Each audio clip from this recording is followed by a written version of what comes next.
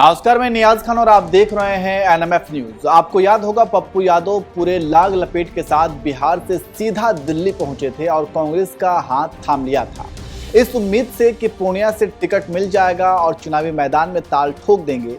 लेकिन जिस उम्मीद की पोटली लिए वो दिल्ली पहुंचे थे वो धरा का धरा रह गया, क्योंकि पूर्णिया से आरजेडी ने बीमा भारती के रूप में अपना उम्मीदवार उतार दिया था।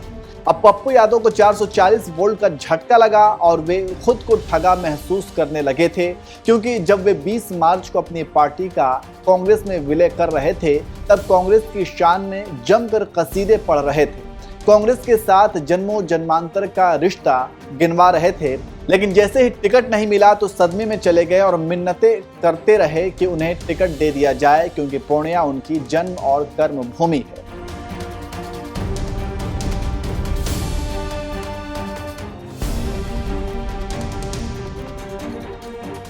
पप्पू यादव ने लालू यादव से कई बार आग्रह किया कि वे पूर्णिया सीट को लेकर पुनर्विचार करें, लेकिन लालू यादव बीमा भारती की उम्मीदवारी पर डटे रहे। इधर कांग्रेस भी समय की नज़ाकत को देखते हुए चुप रही और आखिरकार पप्पू यादव के पास अब एक ही रास्ता बचा था, निर्दलीय चुनाव लड़ने का।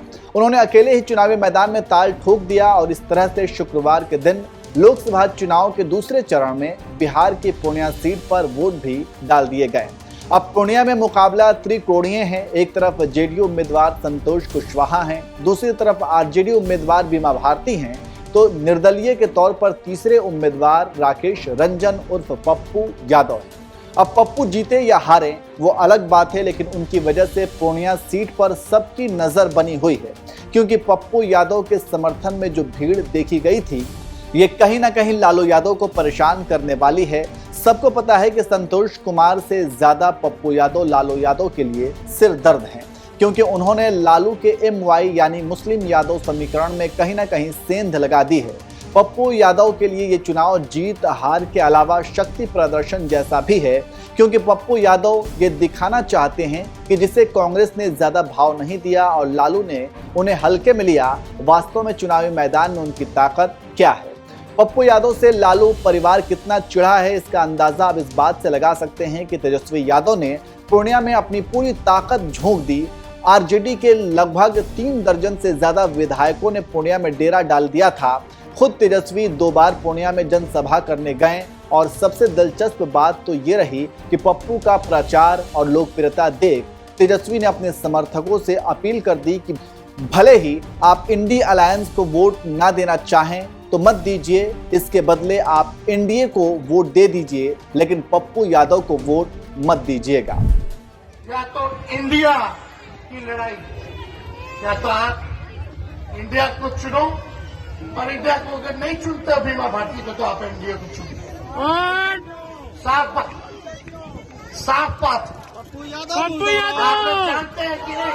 पप्पू आप लोग यादव जानते हैं कि नहीं? पप्पू आप यादव लोग जानते हैं कि नहीं? पप्पू यादव ये बात हम सब लोगों ने पप्पू यादव पप्पू यादव जिंदाबाद पप्पू यादव जिंदाबाद भाजपा को भगाने का काम किया, इसलिए आप सब लोगों से अपील करने आए। पप्पू यादव।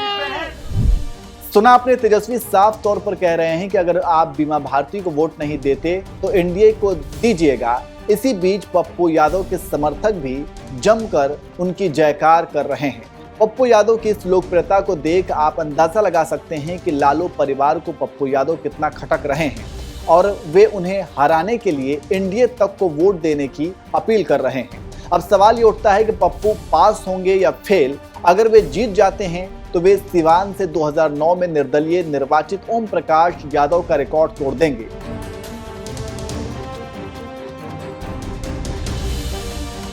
शहाबुद्दीन के जेल में रहते हुए उनकी पत्नी हिना शहाब ने आरजेडी के टिकट पर लोकसभा का चुनाव लड़ा था।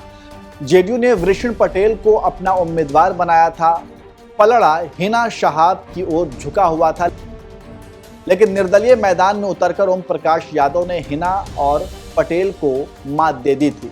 बाद में ओम प्रकाश ने बीजेपी के टिकट पर 2014 का भी चुनाव जीता, तो इतिहास में ऐसा पहले भी हो चुका है। वहीं अगर पप्पू यादव जीतते हैं तो फिर वे इतिहास को दोहराएंगे और अगर हारते भी हैं तो कहीं ना कहीं वे अपनी शक्ति प्रदर्शन करेंगे। अब देखना होगा कि पूर्णिया सीट पर कौन बाजी मारता है। दूसरे चरण में वहां मतदान तो हो गया, अब इंतजार है 4 जून का। वैसे आपको क्या लगता है, आप भी कमेंट करके जरूर बताएं।